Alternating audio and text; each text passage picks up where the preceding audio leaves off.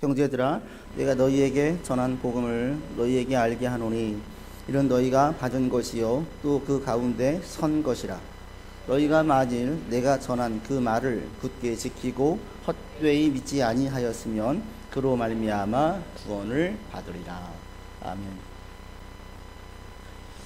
네, 지난주에 그 눈 인사만 하던 어떤 아이 엄마하고 잠시 얘기를 나눌 기회가 있었어요. 권사님을 통해서 그분이 미국에서 오랫동안 살다 온 가정이라는 것을 알았던 터라 먼저 인사를 하면서 미국 어디에서 사시다 오셨어요? 저도 미국 어디에서 좀 있다 왔는데로 대화가 터져서 얘기를 했어요. 한참 아이들 이야기를 하다가 갑자기 이분이 툭 그러는 거예요. 원래 우리도 여기 교회에 오려고 했다라는 거예요. 원래 아이를 이 교회에 보내려고 했어요. 근데 아빠가 이 교회 한번 와봤는데 목사님이 너무나 쌀쌀맞게 대하더래요. 그래서 그냥 나갔대요. 집에 가서 하는 말이 내가 옷을 좀 허름하게 입고 와가지고 목사님 나를 좀 되게 차갑게 대한 것 같아. 그러면서 그 교회 안 보내 라고 얘기를 했다라는 거예요. 제가 깜짝 놀라가지고 언제요? 물어봤더니 2년 전이래요. 얘가 3학년인데 1학년 때 그랬다라는 거예요. 제가 좀 억울해가지고 아빠 사진 좀 보세요. 사진 좀 보여줘 보세요. 아빠 사진을 보니까 도저히 기억이 안 나요. 그래서 제가 이제 그분에게 이제 같이 얘기하면서 그분이 그러는 거예요. 근데 목사님이 그러시면 안 되는 거 아니에요? 당연히 안 되죠. 근데 저 그렇게 나쁜 목사 아니에요. 제가 좀 흥분했네요. 저 그런 목사 아니에요. 저 옷 가지고 사람 판단하고 해가지고 허름하게 입었다고 해서 좀 뭐 가볍게 대하거나 잘 입었다고 해서 잘 대하는 그런 목사 아니에요. 그러면 안 되죠. 라고 얘기를 했어요. 이제 얘기가 그분이 계속 이렇게 얘기를 꺼낸 이유는 사실은 좀 좋게 보니까 그러는 거예요. 사실 자기 아이의 친구가 이 교회를 다니는데 자꾸 교회 목사님 좋다 이야기하고 교회에서 뭐 만들기 했고 어떤 활동 학습을 했는데 너무 좋았다라는 얘기를 하더라는 거예요. 그러면서 이제 이분이 조금 마음이 열려지고 혹시 오해였나 싶으니까 이제 본인도 그런 얘기를 한 거죠. 저는 그 얘기를 들을 때 정말 깜짝 놀랐어요. 왜냐하면 목사는 그러면 안 되잖아요. 진짜 안 되잖아요. 그분 말대로. 성경에서는 그렇게 가르치고 있지 않기 때문에 그렇죠. 성경은 모든 인간이 하나님의 형상으로 지으셨다. 그래서 인간은 그 자체로 존중해야 되고 존중받아야 되고 모든 사람은 교회에서 다 동등한 가치로 여기고 대해야 되는 거죠. 이걸 제가 잘 알고 있고 힘써 가르쳐서 그리스도인이라면, 신실한 그리스도인이라면 모든 사람들에 대한 존중함이 기본에 깔려 있어야 되는데 제가 누군가를 옷 때문에 무시했다? 이건 제가 책망받을 일이죠. 만약 그랬다면. 제가 이제 억울해가지고 저 억울하다고 남편 좀 꼭 좀 보게 좀 해달라고, 이거 오해는 풀어야 되겠다고, 아이가 우리 교회 나오고 안 나오고는 두 번째 문제고 일단 한번 만나자. 그랬더니 이분이 웃으면서 남편에게 잘 이야기하겠다, 그리고 한번 기회가 되면 보게 하겠습니다 라고 얘기를 맺었어요. 이분 얘기가 맞지 않아요? 목사는 그러면 안 되는 거 아니에요? 목사만 그래요? 신실한 믿음의 사람들이면 그러면 안 되는 거 아니에요? 교회 왔더니 잘 나가는 사람이라고 대접해주고, 교회 왔더니 잘 나가지 못하는 사람이라고 신경 안 쓰는 신실한 사람이라면 그건 신실한 사람이 아닌 거죠. 신앙이라는 것은 하나님께서 귀하게 여기는 것을 귀하게 여기고 가치 있게 여기는 것을 가치 있게 여기는 사람이 신앙이 좋은 사람이에요. 기도 잘하고 성경 많이 알고 봉사 많이 하고 이런 사람들이 신앙 좋은 게 아니라 알고 있는 말씀, 자신이 믿음으로 고백하는 것들을 그대로 행위로 옮겨지는 게 진짜 신앙이에요. 오늘 본문 1절에서 바울이 그렇게 말하고 있습니다. 여러분 1절 같이 보십시다. 같이 읽겠습니다. 형제들아 내가 너희에게 전한 복음을 너희에게 알게 하노니 이런 너희가 받은 것이요 또 그 가운데 선 것이라. 제가 이 설교를 준비하면서 이 1절의 마지막 부분에 그 가운데 선 것이라 이 구절에 제 시선이 딱 고정됐어요. 신앙이라는 것은 뭐냐? 신앙은 받은 것으로 끝나는 게 아니라는 거예요. 신앙생활을 잘한다는 게 받는 게 뭐예요? 바울이 전했던 메시지예요. 그 메시지를 이해하고 마음으로 받아서 아 그렇구나, 아 좋아 로 끝나는 게 신앙이 아니라는 거예요. 그 받은 메시지를 가지고 그대로 서는 것, 구체적인 행동으로 이어지는 것이 신앙생활이에요. 믿음 생활이에요. 이것은 초대교회 때 일관되게 쭉 가르쳐 왔는데 오늘날 우리 한국에서는 이것이 잘못 되어져 있어요. 많은 분들은 신앙이 좋은 사람, 신앙생활 잘하는 사람을 뭘로 이야기해요? 잘 믿고 잘 고백하는 사람을 이야기하지 믿은 그대로 행위로 옮기는 것까지를 보지 않아요. 누군가가 기도를 했을 때 처음에는 기도를 막 얼머부리던 사람이 어느 순간 기도를 유창하게 하면 어유 기도 잘하네, 믿음이 들어갔나 봐, 믿음이 좋아졌나 봐, 이렇게 이야기를 해요. 기도를 유창하게 하는 것이 믿음 좋아지는 거 아니에요. 어느 누군가가 갑자기 봉사를 막 해요. 어느 누군가가 성경에 대해서 많이 알게 됐어요. 그것 자체가 믿음 좋아지는 게 아니라는 거예요. 근데 우리는 이걸 너무 잘못 알고 있어요. 이런 분들이 너무 많아요. 믿음에서, 신앙생활에서 너무나 행위를 배제시켜요.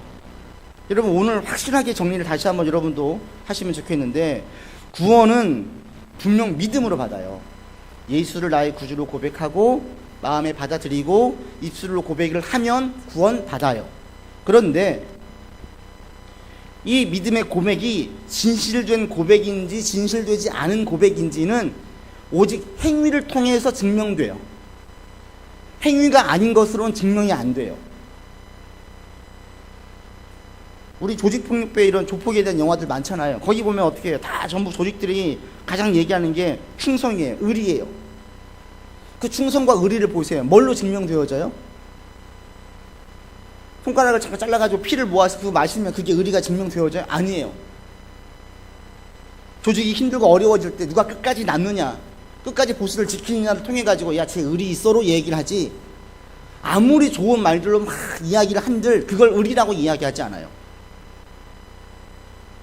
여러분, 추천도서 중에 한 가지, 이영표 씨가 쓴 생각이 내가 된다의 책에도 이런 얘기가 있어요. 인내에 대한 이야기를 해요. 인내는 남들 견디는 것까지 견디는 건 인내가 아니다. 참지 못할 상황에서 참는 것이 인내다. 인내의 시작이라는 것은 더 이상 참을 수 없다고 생각하는 순간 비로소 시작된다.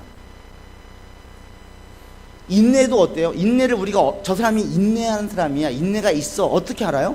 말 가지고 우리가 알아요? 몰라요. 그 사람의 행위를 통해서 우리가 알아요. 인내라는 건 정말 그래요. 충성, 의리, 인내, 이런 모든 것들은 말로써 우리가 믿는 것이 아니라 그 사람의 행위를 보고 평가를 하죠. 아, 저 사람 의리 있네. 행위를 보니까 알아요. 저 사람은 충성된 사람이구나. 행위를 보고 알아요. 저 사람은 인내한다. 인내하는 사람이야. 행위를 보고 알지 말 가지고 우리가 절대 알 수 없어요. 믿음이 꼭 이런 이치와 똑같습니다. 믿음은 말로 아는 게 아니에요. 나 의리 지킬게. 나 인내할 수 있어. 인내할게. 우리 그걸로 믿지 않잖아요. 그 다음에 그 사람이 작심 3일 되는지 4일 되는지 진짜 인내하는지 행위를 찬찬히 보고 있죠. 신앙생활이 꼭 이와 같습니다. 입술로 고백을 했어요? 아, 이제 끝났다가 아니에요. 이제부터 시작이에요. 당신의 입술의 고백이 진짜인지 아닌지 한번 봅시다. 세상에 일주일 살아보시고 또 2주를 살아보시고 교회에서 늘 환하게 웃는 분들 말고 나를 못되게 구는 사람들에게도 내가 믿음으로 대할 수 있는지, 소위 말하는 정말 못된 사람들, 악인들을 대할 때에 내가 선한 마음을 계속 가지고 있을 수 있는지, 그때의 자기 믿음이 증명되어져요. 근데 우리는 믿음을 생각할 때에 받고 이해하고 마음을 받아들이는 것으로 너무 제한해요. 이건 믿음 아닙니다. 여기서 그치는 것은 믿음의 시작이지 아직 믿음이 아니에요. 여러분도 이 사실을 분명하게 이제 구별하기를 바랍니다. 그러면 목사인데 아까 얘기한 것처럼 허름한 옷을 입고 온 사람들 목사가 계속 무시하고, 비싼 옷 입고 온 사람들 볼 때는 가서 막 환영해주면 이건 믿음이 없는 목사예요. 직분에도 속지 마세요. 열심에도 속지 마세요. 그 사람의 신앙 배경에도 속지 마세요. 오직 그 사람의 행위를 보고 판단하세요. 누가 진짜 신앙 좋은 사람이냐, 신앙이 좋지 않은 사람이냐, 입술의 고백이 중요한 게 아니라 그 고백한 것만큼 행동이 따라오면 신앙이 좋은 거고요. 고백한 것만큼 따라오지 못하면 말만 잘하는 거예요. 근데 제가 이 말씀을 드리는 것, 누가 신앙 좋은지 잘 분별하십시오. 이 이야기는 다른 사람들 정죄하고 판단하는 이야기가 아니에요. 우리가 왜 잘 분별해야 돼요? 나의 신앙을 더 건강하고 단단하게 만들기 위해서예요. 여러분의 신앙은 어떠세요? 말씀을 들었어요. 아, 좋아요. 고개를 끄덕였어요. 마음으로 받았어요. 그런데 교회를 나가는 순간 다 잊어버리세요? 아직 여러분 신앙이 어떤지 몰라요. 난 살아오면서 한 번도 말씀 가지고 신앙의 근거에서 행동을 해본 적이 없어요. 이 사람은 신앙이 있는지 없는지도 몰라요. 아직 증명이 안 됐거든요. 증명이. 신앙이 얼마나 좋은지도 몰라요. 그런 사람이 아무리 성경을 잘 알고 있어도 신앙 좋다고 이야기하면 안 돼요. 그냥 물음표 찍어 놔야 돼요. 진짜 좋은지 안 좋은지 한번 볼게요. 말씀을 한번 가지고 신앙으로 자기 믿음의 근거에서 한번 해보세요 라고 얘기했더니 못 살아. 아직 신앙이 어린 단계예요. 한 번도 해본 적이 없어. 이건 모르는 단계예요. 여러분 신앙이 어떠세요? 믿음의 근거에서 행위로 옮겨보신 적이 있으세요? 전 여러분들에게 믿음의 근거에서 살아냈느냐 살지 못했느냐를 묻는 게 아니에요. 신앙은 믿음의 근거에서 그대로 살았다 못 살았다가 중요한 게 아니라 믿음에 근거한 것을 행동으로 옮겼느냐가 중요해요. 왜? 옮겨야 내 신앙이 지금 어린아이의 신앙인지 청년의 신앙인지 성인의 신앙인지를 알 수 있어요. 분명한 사실은 옮기는 사람들만이 진짜 믿음인지 아닌지를 알 수 있다는 거예요. 한 번도 행동으로 옮기지 못하면 몰라요. 오늘날 한국교회 위기 이야기할 때 큰 위기 중에 한 가지가 이거예요. 많은 사람들은 듣는데 그쳐요. 행위로 옮기지 않아요. 그리고 자기의 믿음이 좋은 믿음이라고 착각을 해요. 주변 사람들도 좋은 믿음인 것처럼 얘기를 해줘요. 왜? 성경 공부 열심히 해가지고 성경을 많이 알고 있어요. 성경 교사로 다른 사람들 1대1 하면서 가르치고 있어요. 믿음 좋은 사람이래요. 모르는 거예요. 여러분도 자기 신앙을 한번 점검해 보셨으면 좋겠어요. 나는 듣고 그치는데 만족했었습니까? 절대 만족하지 않기를 바랍니다. 듣는 것을 어떻게든지 자꾸 시도해 보세요. 내가 가지고 있는 믿음이 진짜인지 아닌지, 나의 고백이 진실된 고백인지 아닌지 여러분 행위로 테스트해 보시라는 거예요. 행위로 증명을 해야 돼요. 구원은 행위로 받지 않지만 구원의 증표는 행위로 나타날 수밖에 없어요. 우린 그걸 가지고밖에 평가할 수 없어요. 그러면 처음에는 시도를 하면 넘어져요. 다 넘어져요. 어린아이 신앙이니까. 그런데 자꾸 하다 보면 어린아이가 자꾸 넘어지는 아이가 조금씩 걷고 뛰듯이 자꾸 하다 보면 조금씩 말씀을 따라가게 되어져. 이게 진짜 신앙이에요. 이게 진짜 신앙의 길로 들어선 사람들에게서 나타나는 모습이에요. 전 여러분의 행위가 신앙이 듣고 그치는 데 머무는 자 되지 않기를 바랍니다. 구체적으로 여러분 삶에서 어떻게 행동할지를 알고 행동으로 옮기는 자 되기를 바랍니다. 그러면 신앙생활을 한다는 게 구체적으로 무엇이냐? 2절에 이렇게 말하고 있습니다. 2절 같이 읽어보죠. 너희가 만일 내가 전한 그 말을 굳게 지키고 헛되이 믿지 아니하면 그로 말미암아 구원을 서 있는다는 게 뭐냐면 바울이 전한 그 말을 굳게 지키는 거예요. 나 이제 행동으로 옮겨야 되겠어. 나 예수 믿으니까 나 이제 착하게 살 거야. 나 이제 술도 조금 마실 거야. 나 화를 많이 내는데 화를 좀 덜 낼 거야. 이렇게 살라는 얘기가 아니에요.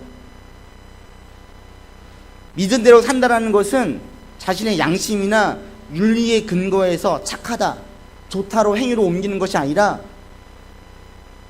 믿음으로 산다라는 것은 성경 말씀대로 살려는 노력을 보이는 거예요. 여러분 양심, 여러분 윤리보다 더 중요한 게 말씀이에요. 성경 말씀에서 그것을 가치 있게 여기면 나도 가치 있게 여겨야 되고요. 성경 말씀에서 그것을 죄로 이야기하면 그건 죄예요. 보편적인 사회가 그걸 죄로 묵인하지 않아, 죄로 인정하지 않아도, 죄로 판단하지 않아도 성경에서 그걸 죄라고 이야기하면 나는 그것을 죄로 받아들여야 되는 거예요. 이게 믿음이에요.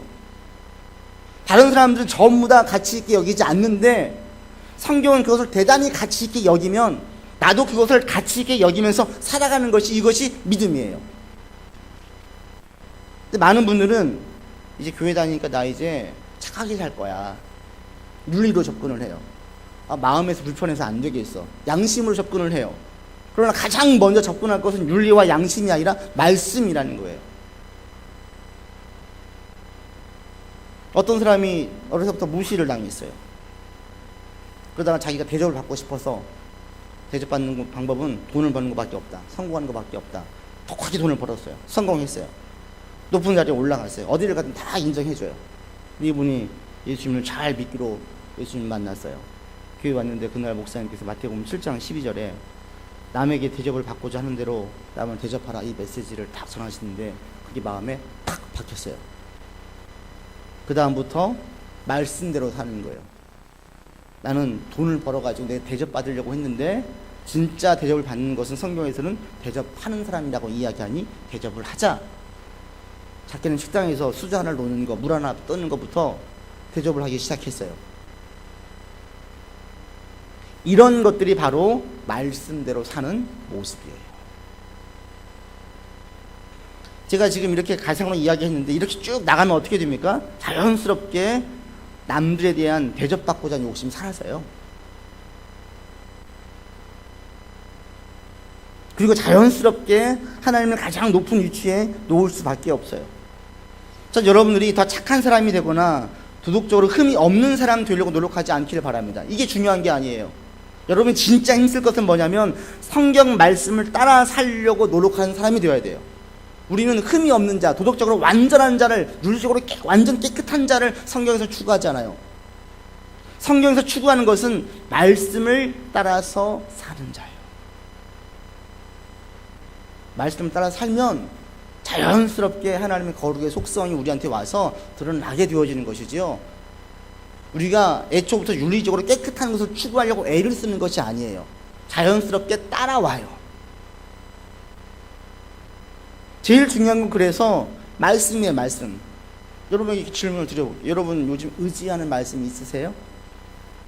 내가 의지하는 말씀. 여러분 다이어리나 책상이나 뭐 컴퓨터나 휴대폰 바탕에 가끔씩 여러분 와닿는 말씀을 써 놓으세요? 그 말씀으로 위로를 삼고 그 말씀으로 내 인생의 방향을 잡고 그 말씀으로 가끔씩은 어떤 해결책을 찾으면서 나가세요? 이 사람이 바로 말씀을 굳게 붙잡고 있는 사람이에요. 나는 암송 구절도 한 개도 없고 성경을 어디에 써놓은 적도 없고 주일날 예배 끝나고 나면 성경 딱 덮어가지고 놓고 그 다음부터 말씀을 다 잊어버리고 산다. 이 사람은 말씀을 굳게 붙잡고 있지 않는 사람입니다. 여러분 휴대폰에다가 이렇게 좀 써놓으세요. 바탕화면에다가 와닿는 구절이 있고 위로가 되는 구절이 있으면 써놓으세요. 자꾸 보세요. 우리는 이것들을 말씀으로 서는 작업들을 해야 되고요. 계속 해야 되고요. 죽을 때까지 해야 되고요. 할 수 있으면 작은 문제까지도 다 해야 돼요.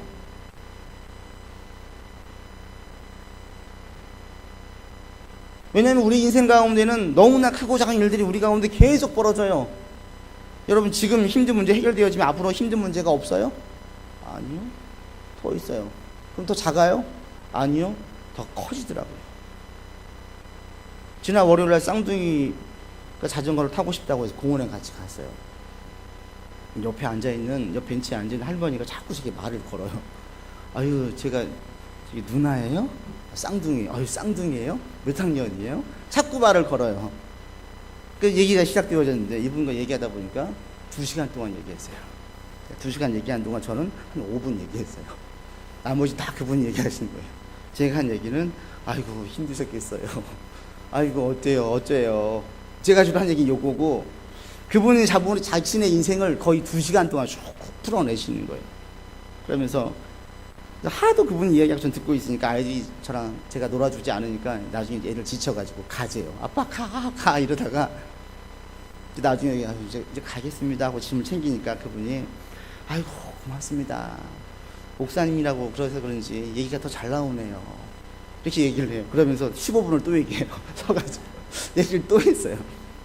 그리고 딱 집에 오려고 같이 오는데, 야, 75년 인생을 살았던 그분의 이야기를 제가 2시간 동안 다 들었는데, 들은 결론은 뭐냐면, 야, 정말 사람들은 문제가 없는 사람이 없겠다. 정말 문제투성인 게 인생이겠다. 이 생각을 다시 한번 했어요. 이분이 결혼했는데 시누이가 4명이래요. 시누이로부터 겪었던 일부터 시작해가지고 나오기 시작해요.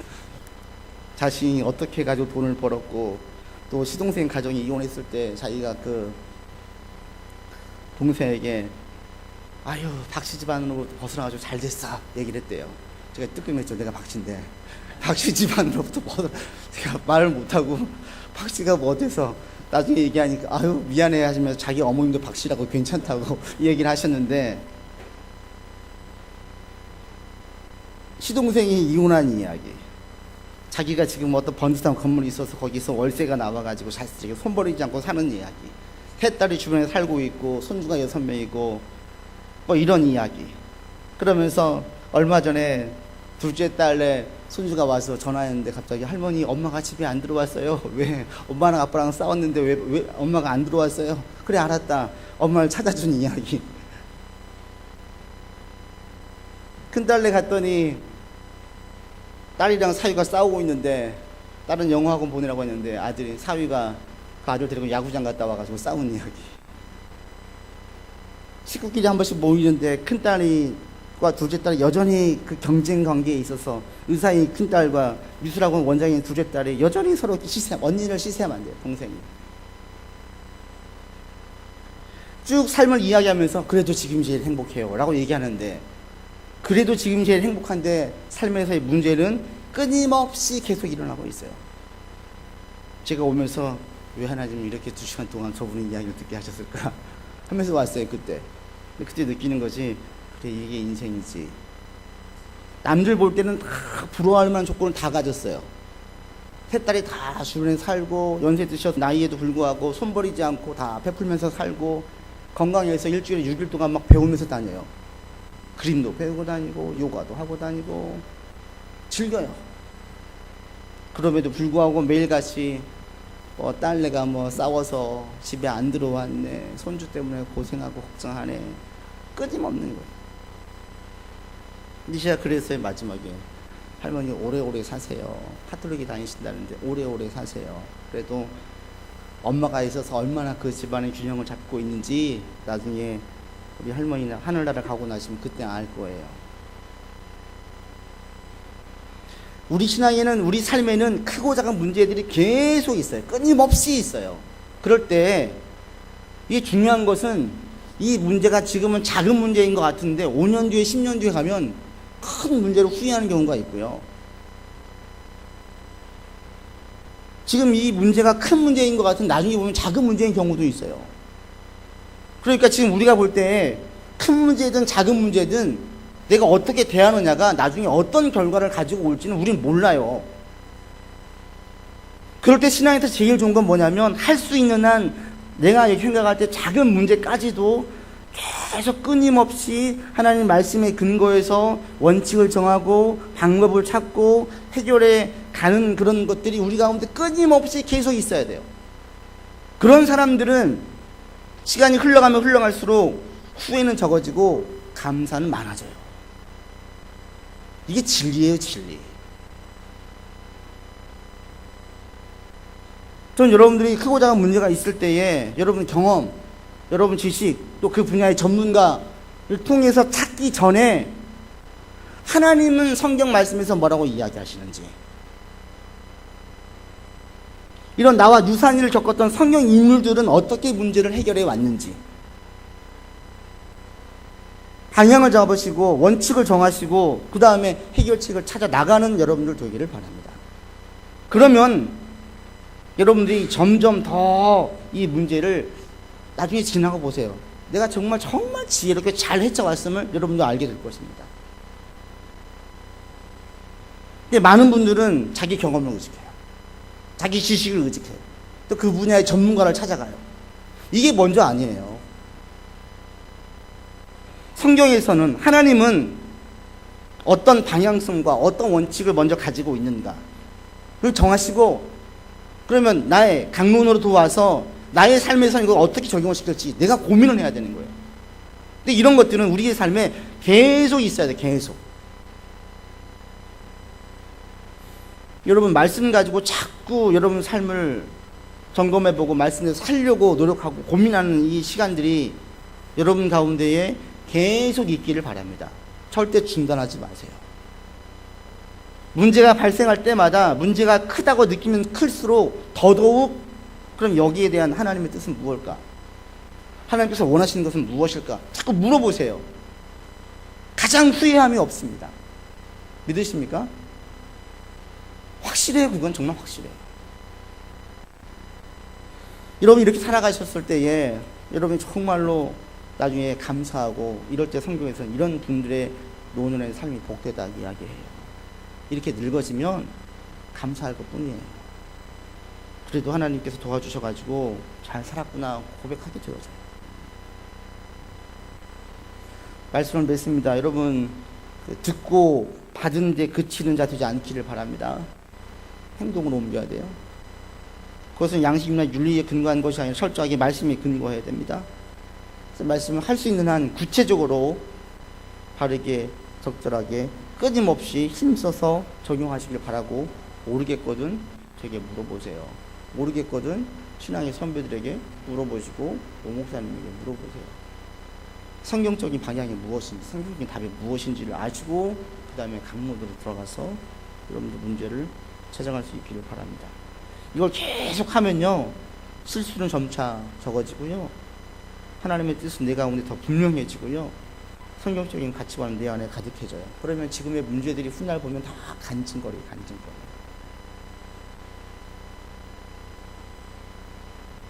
이렇게 정하셔서 살아가시고, 여러분이 문제에 대해서 성경적으로 원칙과 방향을 다 잡고 실행하고 있다면 이제 할 것은 기다리면 되는 거예요. 하나님 때가 올 때까지 계속 그냥 그렇게 가시면 돼요. 반드시 하나님께서 그 때를 기다리고 견딘 자에게 상을 주십니다. 믿으십니까? 이 믿음으로 여러분이 한 주간 사시고 여러분 인생을 사셔서 내가 지금 듣고 알고 또 깨달아가는 것을 절대 만족하지 마시고 힘써서 여러분 행동으로 삶으로 신앙으로 옮겨지는 데 애를 쓰는 여러분의 삶이 되기를 주의 이름으로 권면합니다. 기도합시다. 아버지 하나님, 우리가 말씀을 듣고 그치는 어리석은 자 되지 않기를 원합니다. 말씀을 행하는 자 되게 도와주시고 성경 말씀 우리의 삶의 척도요 원칙으로 정하고 우리의 문제들을 바라보고 해결책을 찾아갈 수 있도록 인도하여 주시옵소서. 주님, 지금 이런 가운데 묵묵히 견디고 있는 자가 있다면 인내를 도와주십시오. 더 참게 하시고 하나님의 때를 소망하면서 이겨낼 수 있도록 인도해 주십시오. 그리고 주의 상을 보게 하시고 주의 결과물에 감사할 수 있도록 인도하여 주옵소서. 우리 구주 예수 그리스도 이름으로 기도드립니다. 아멘.